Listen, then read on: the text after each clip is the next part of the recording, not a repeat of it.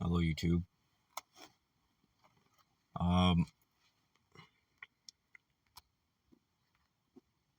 Yeah, so this is going to be a video that... Here, let me just make this easier. Put it on here.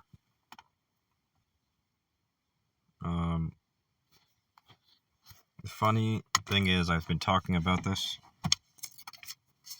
a lot on my channel. The longest time that I've argued for this being justice, or this being this being the actual way things are in regards to justice, the hierarchy of all things. For as long as I've been arguing for justice is fairness, this is what I've been arguing. I've been arguing justice is fairness on my channel for a long time. And for as long as I've been arguing for that being the case, for as long as I've been arguing for justice is fairness, I've been arguing for it being the case while doing so on my channel. So basically what I'm saying is there's never been a point where I've been arguing for justice is fairness where I wasn't arguing for it on my channel. So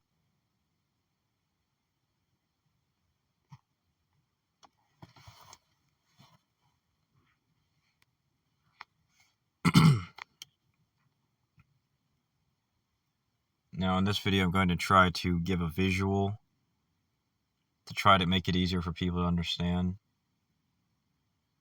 how what I'm saying could be true and how it is true, because if I give the diagram, people have an easier time understanding it. Basically, people don't want to learn something unless they're given a visual to go with it. If they're not given a visual, they'll have no subconscious desire to learn it. Or in other words, if they're not given a visual, they will have a subconscious desire to ignore it. At least with most things that require beyond average thinking. So, yeah, so anyway, the point is, on the left we have, basically what I'm trying to posit here, but this time with a diagram rather than just in spoken word, is the fact that there must be a spectrum of quality of things. There cannot, if everything is justice, then everything is perfect. But if justice is perfection, and everything is justice, then everything is perfect. But we know that's not the case. I've given evidence of why it is in a long time ago many times on this channel, and others have given evidence of it many times through their own means throughout history. So, yeah, ultimately, justice is perfection. Anything that falls short of perfection can be good, but it isn't. But it still won't be perfect. Perfect is a certain kind of good, is what I'm trying to say. It's so good that there's nothing wrong with it. Whereas you could say, no, it's not letting me use a flashlight all of a sudden. Like it just okay, now it's working. And justice is a specific kind of good that is so good that it's there's nothing wrong with it. Whereas there is good that isn't justice, but it has some bad to it. That's what's in between. That's why I wrote here, the better it is, the more preferable it is, and that's all. What makes something good and what makes something perfect, and what separates the two? Well, justice is good, but it's not merely good, it's more than good. Whereas regular good is just good. But what even makes them be good? And again, it can't be themselves. They can't create themselves, and they can't make themselves be what they are. And that's why I said many times in past videos, things can't create themselves, and things can't cause themselves. And everything needs something else. Everything is dependent upon something else. The more preferable that's because what makes something good is because it's preferable. If you desire it, and it's preferable to you, then it is good to you. But pain is not. Pain can be preferable, but will only be preferable if it's valuable to something external to itself. If it is so basically it's only good if it is valuable, if it's worthy. And so if it is not preferable at all and is not worthy at all, then it's injustice. And guess what? It always turns out that the less preferable and the less valuable and worthy it is, it's always correlated with imbalance, which is the least accommodating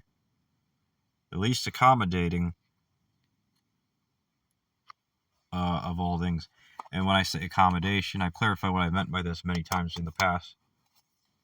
But accommodation means considerate or considering all things that exist. So imbalance is the least accommodating of all things that exist, whereas balance is the most accommodating of all things that exist. So basically, the worse it is, the more imbalanced it is, and the better it is, the more preferable it is, and also the more balanced it is. And so basically, it doesn't just apply to.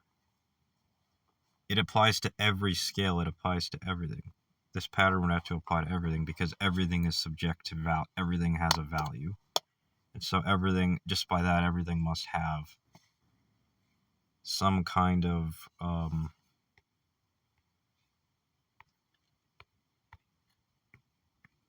some objective level of quality to it. So, and that is consistent with absolutely everything I've ever taught on this channel or argued for, except for, if you can recall, if you've even watched the videos where I was arguing for reincarnation being real, and where I was arguing for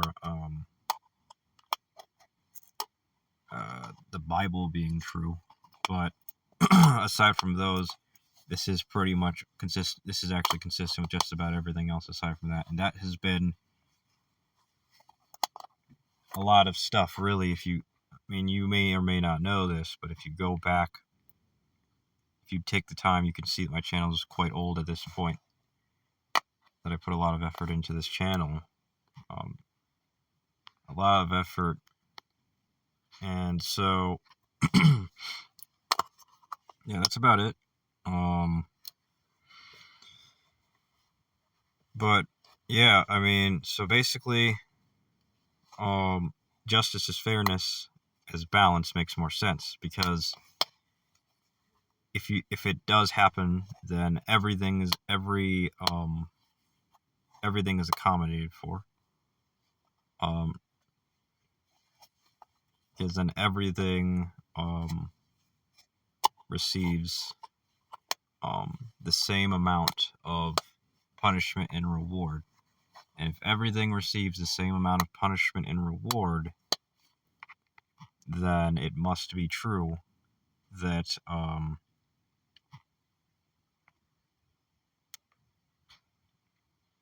if everything receives the same amount of punishment and reward, then it must be true to say that everything has an advantage, or everything has an advantage and everything has a disadvantage, but nothing has any. Nobody gets to pull a fast one, per se, on anything. No, nothing gets to pull a fast one on anything else. At that point, this is actually also consistent with one of my older theories on this channel, which is that everything is necessary in God's plan, and everything must happen exactly as it does in God's plan, and that everything is according to God's plan. Because if everything was set into motion by God, then everything was caused and predetermined by God. If that were the case, then everything down to the tiniest of details would kind of almost be like everything has the same amount of value. By that logic, because every single thing down to the tiniest detail, if any one thing changed, God, it would not be okay with God, because God put everything there down to the tiniest detail intentionally and knowingly, because he's omniscient and omnipotent. And if this were really true, but people denied it anyway, then yes, they'd just be mentally ill, tantrum growers, and that's all. So, like I've been arguing for anyway. So yeah, at the end of the day, that's pretty much all there is to say about that. So, basically, and not only have I said that it must be true that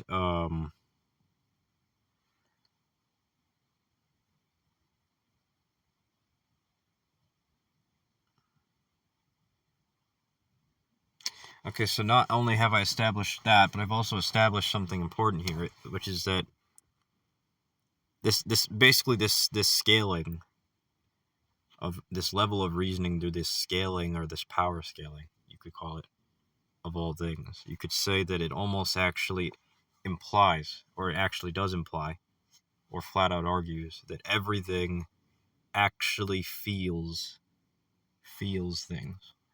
Now, because if everything is of equal value, then everything should feel things. And you could say if everything is of equal value, everything should feel things, and thus everything has and does feel things. Otherwise, everything is. I mean, if not everything felt things, I think things would still have a worth. But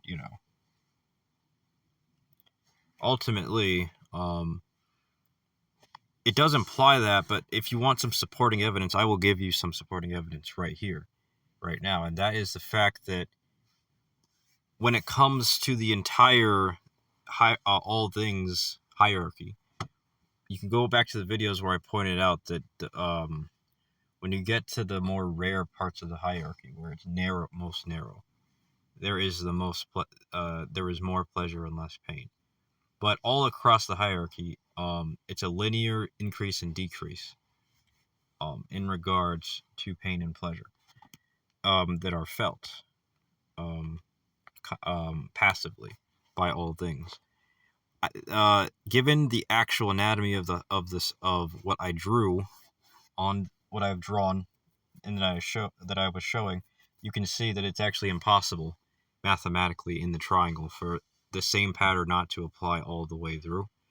But if you really want some even more supporting evidence of it, I will give you even more supporting evidence, and that's the fact that everything may as well feel something, because the more that is felt, the more purpose that exists, and the more purpose that exists, the greater existence is. Now, some people find that hard to believe, but go back to the arguments I gave and that others gave for why purpose is so important in existence. Because everything should have purpose. If there's no purpose, then it would be because there was no punishment or reward. If there is no punishment or reward, there is no purpose. And if there's none of that, then everything is worthless. So that just shows that God decided not to do it that way, because he knows that it only gets better when you add in more purpose and more punishment and reward. Why only have some things feel punishment and reward when everything can feel punishment and reward? It'd be even more meaningful, more impactful, and it'd be even more purposeful. It's like asking, why did God even create punishment and reward anyway, for anything anyway? Because it's greater. It has more meaning. Okay. So Why not apply it to every single thing that exists, every object, even inanimate objects? Why stop with humans or animals or things that have nerve endings? Why not apply it to things that don't even have nerve endings within them, within their structure? Uh, because and so he and so basically all the evidence I've just talked about, that I've just thrown at you, is all evidence that everything does feel something. Now, you might argue that inanimate objects don't feel something. It's so silly. They've shown us the evidence since we were a kid. They don't move or squirm when they feel pain or pleasure. Well, that's wrong. Because remember that they don't have limbs or they don't have muscles or anything to move or squirm. They don't have vocal cords. They don't have any of that. Okay?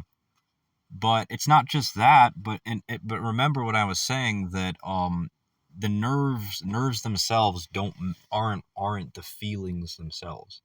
And particles in physics are not feelings. Feelings are physical things, but not all physical things are particles. You can go to my most recent videos where I gave proof of that, and that although it is very contrary to all science in history prior, and it is a debunk of all science in history, of a lot of science in history. But it is true, um, because nerve endings can't possibly create feelings, and particles cannot possibly create new kinds of particles. And if we know that that's true, and we call particles matter, then matter can't create itself, or it cannot create new kinds of itself. So whatever is the physical feelings that are felt, they are not the particles you see.